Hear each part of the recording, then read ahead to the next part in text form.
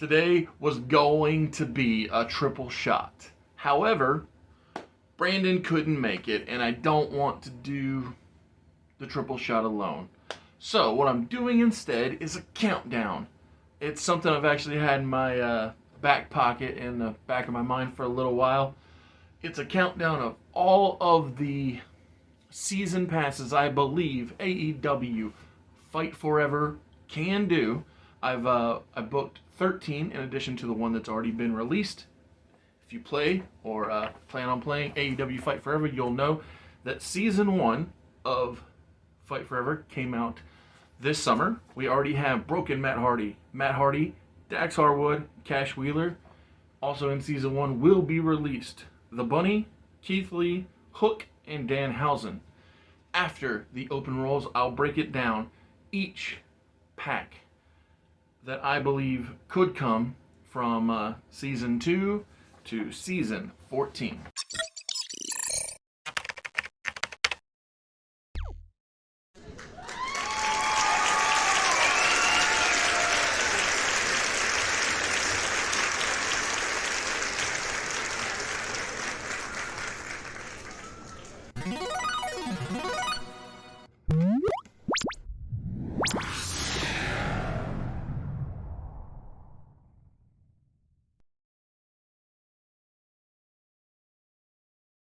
Before I count it down, before I tell you pack 2 to pack 14 of AEW Fight Forever, DLC packs that I believe they could do, or more accurately probably should do, I want to say in advance that I know that AEW is giving out the free update for Stadium Stampede for online play.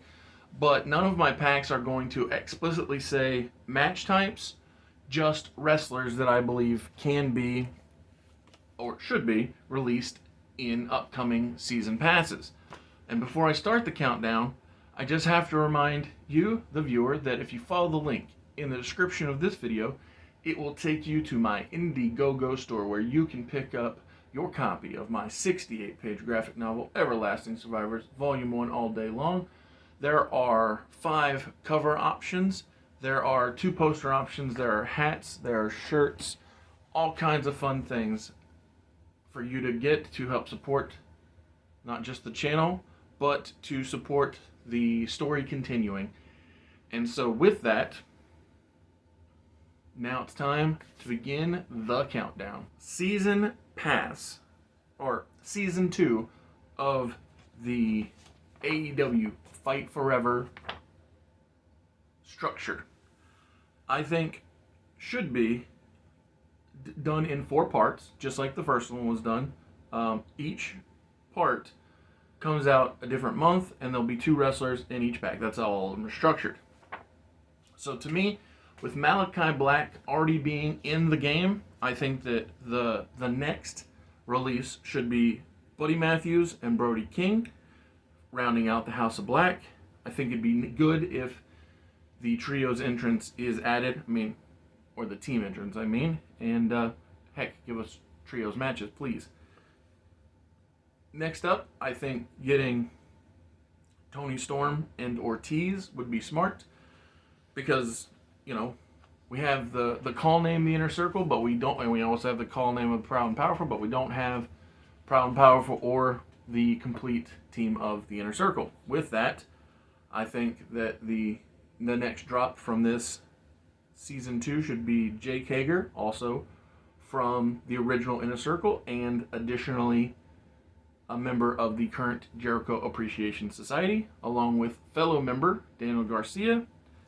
And the last pack from, or the last duo in this pack, I think should be Claudio Castagnoli and Wheeler Yuta. If they were to give out bonuses, or if they were to give out extras, things that say, surprise, surprise, here's something, I would love for them to put the ROH World Championship and the ROH Pure title in the game, if not all the ROH titles and arenas. But I think that those 2 fellows would be great a great set to get the pure title and the world title with. Now, moving on to season 3, I think if that pack begins with Angelo Parker and Matt Menard, would be stellar. Again, we're building toward getting all of the Jericho Appreciation Society. Next up, if we get Santana and Jamie Hayter, it's going to further bolster that Inner Circle and women's division. Because the Bunny was released in, or will be released in season 1, I think season 3 we should get the Butcher and the Blade. They've been here for a long time. And then the top duo of season 3 being Samoa Joe and Christopher Daniels. I think that's another great time to drop some more ROH titles, such as the World Television that Samoa Joe currently holds. And if you want to put in the ROH tag with Daniels being a former tag team champion, I think that'd be a good idea. And the pack that gets us to the 1 year mark, the first year of the game being out, season 4 coming out the spring of next year. First duo being Anthony Bowens, Max Caster. Follow that up with Evil Uno and Stu Grayson, which, you know, because we got a handful, but not all of the Dark Order, so let's help build that up. Continuing that, let's get Alex Reynolds, so you can tag up with Johnny Hungy and QT Marshall in that pack. And the last 2 for season 4, I think, should be Athena getting us the ROH women's title, and Swerve to get him in there because, you know, we already get Keith Lee in season 1, so in season 4, let's get his former tag team partner to help build up the game to have the maximum amount of, awesomeness, just good stuff. So, season 5, beginning with Saraya and Billy Gunn. That way that, you know, Billy can work with Max and Anthony. And, you know, Saraya being a top star within pro wrestling. Continuing with the Gunn family, I think Austin and Colton make good sense here in season 5. Former tag team champions. And, you know, people who would help elevate the tag division. My next duo in season 5 are a pair of legends. I think they both will help make the game more fun. That being Mark Henry, who, you know, already friends with Paul White, who's in the game, and Jeff Jarrett, former tag team partner of legend within the game, Owen Hart. My final pack for season 5 is the duo of the Gates of Agony, Toa and Khan, the Gates of Agony. And so, with that, we move on to season 6, which would happen in the fall of next year, theoretically. We get this one. I booked it to be a very ROH heavy pack. So Jay Lethal and Dalton Castle, 2 ROH Star Wars. When we get Brandon and Brent Tate, the boys, to go along with Dalton Castle. Nigel McGuinness, I just love the idea of putting him, Joe, and Danielson in a match. Yes, please. Along with Kyle O'Reilly. That way you can tag up with Adam Cole, baby. And then, if we haven't already gotten the tag titles from Ring of Honor in the game, I think this would be the perfect time to release the Ring of Honor Tag Team Championships. And that is with Season 6, the second release of during the fall, Mark and Jay Briscoe. That way, you know, we can once again show respect to the Ring of Honor. Moving on to Season 7. Halfway there. We got a Private Party, Mark Quinn and Isaiah Cassidy. So, you know, we already have their music. We got their entrance. Just put the wrestlers in there, please and thank you. Next duo, building up the women's division, I think that they should release Layla Hirsch and Serena Deeb. Continuing on with that improvement of the women's division, if we could get Marina Shafir and Roderick Strong, again, building toward that Undisputed Elite. And then the final pack of Season 7 is a little less likely, I think, but my goodness, do I want it. That being Arn Anderson and Brock Anderson. And if we could get some classic titles, just something that WWE doesn't own, I don't know what, something Jim Crockett related, oh, that would be so good. I don't know if that's possible, but I would love it. The ability, like, because I think Conrad Thompson owns the copyright to Jim Crockett promotion, so give Conrad a few bucks and get some of their IP in the game, I think that would be a lot of fun, like an arena even, if not a title. Moving on to Season 8, Spring Part 2, I think that one should begin with Big Bill, give Big Show, Paul White, some competition in the game, and Lee Moriarty. Move on down to complete the absolute group of the House of Black by giving us Julia Hart, along with Action Andretti. Get Kiera Hogan and Diamante. And then last up, get Matt Sydal, tag partner to Christopher Daniels and Colt Cabana, again, because Tony Khan, he owns Ring of Honor, and so if you can put over your product within your other product, why would you not want to do so? So we're rounding out, getting down to the finals. We got seasons 9, 10, 11, 12, 13, and 14 to go. Season 9. It begins with the Top Flight pack, that being Dante and Darius Martin. We move on to call it QTV pack or Thai TV pack, maybe. Taya Valkyrie and Johnny TV. Then we get another legend. I know that we can't get well, he's already got his title with his name on it in the game, so let's get Taz, who can't have ECW Arena, but again, he can be the FTW champion, so that's pretty cool, and Shawn Spears. And then the final pack of Season 9 will be the Crowns Up pack. Kyle Fletcher and Mark Davis of Aussie Open. Moving on to Season 10. Let's begin that one with Willow Nightingale and Mercedes Martinez. Moving on to Penelope Ford and Kip Sabian. Then let's get Preston Vance and Roosh from LI. What's not LIJ, because they're not J. They're just, LIF? Whatever.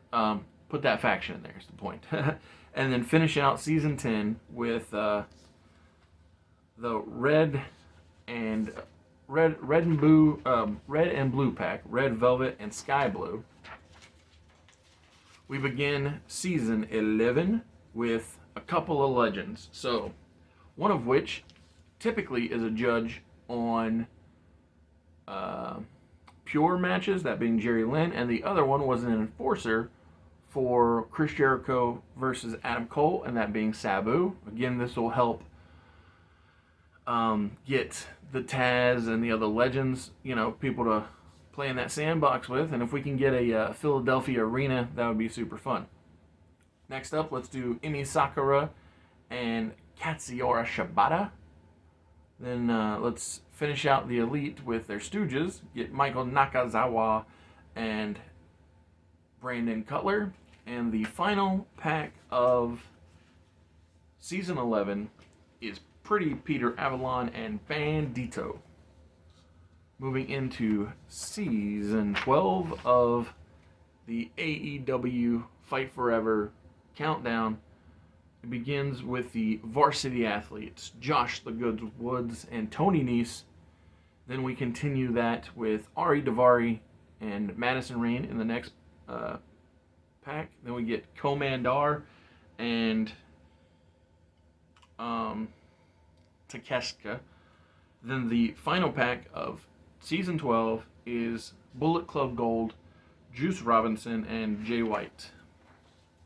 Now, the next to last, the 13th pack if I was the one booking this, it would be Griff Garrison and Lee Johnson coming out first. Then we get Nick Camarato and Aaron Solo.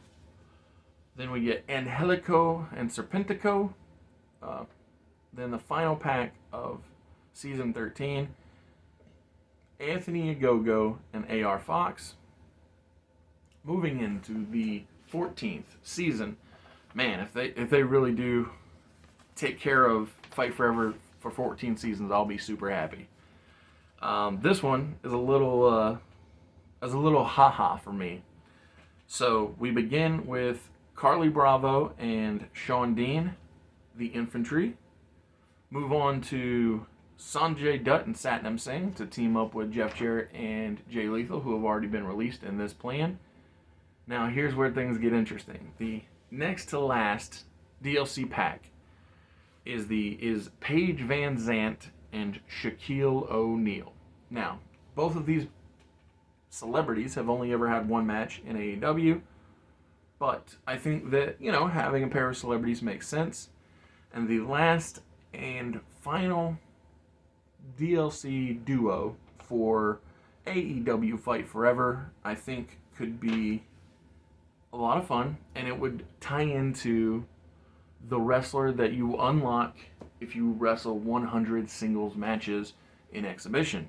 So the final pack would be fun if it was Sonny Kiss and Bret the Hitman Hart, the man who showed off the world title before anybody won it within AEW, and the brother of Owen Hart, who AEW has 2 simul-running tournaments to put over the legacy thereof, and if the game would give us those titles to then subsequently strap people up with, I think that would be a super great way to make the roster bigger and more valuable, and just make the game fun. Give you something to look forward to each month. And, if they drop matches and, like I said, titles and arenas and extra things throughout, all the better. Thank you for watching this countdown of what the season pass could look like with AEW Fight Forever. Come back Monday for movie review. See you next week for Tuesday and Thursday trivia. Come back Friday for a new installment of Alpha Entertainment Worldwide. Thank you. Later.